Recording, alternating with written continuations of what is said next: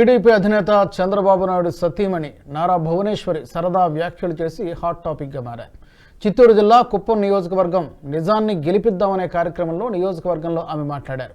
చంద్రబాబుకు రెస్ట్ ఇచ్చి ఈసారి తాను కుప్పం నుంచి పోటీ చేస్తా, ఎవరికి చంద్రబాబు కావాలో చేతులెత్తాలని కోరగా అందరూ చేతులెత్తారు.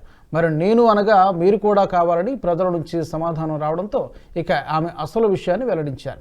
ఎన్నికల్లో పోటీ చేసే ఆలోచన తనకు లేదని, కేవలం సరదా కోసమేనని అన్నారు. నాకు ఎలాంటి పదవులు వద్దని, చంద్రబాబు నన్ను బాగా చూసుకుంటున్నట్టు చెప్పారు.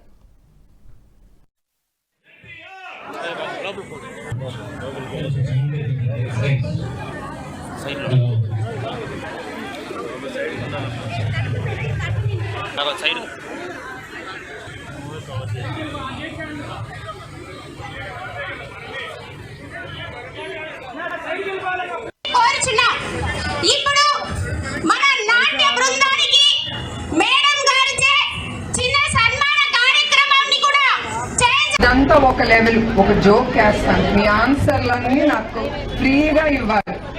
మిమ్మల్ని అందరం చూసి ఈ నిజం గెలవాలి యాత్ర చూసి తర్వాత కుప్పంకి వచ్చి నాకు ఒక కోరిక వచ్చింది నా మనసులో. మీరు ఫ్రీగా ఉండండి, నేనేం కొట్టను తెట్టున్నా మిమ్మల్ని.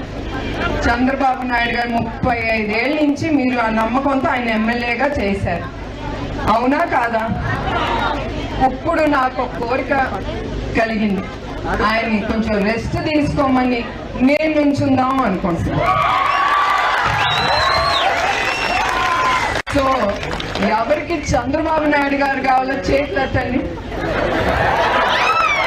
అదే అందరు చేతులు ఎత్తండి. నేను నాకు ఇద్దరు కుదరదు కదమ్మా, ఎవరన్నా ఒకలే చెప్పాలి.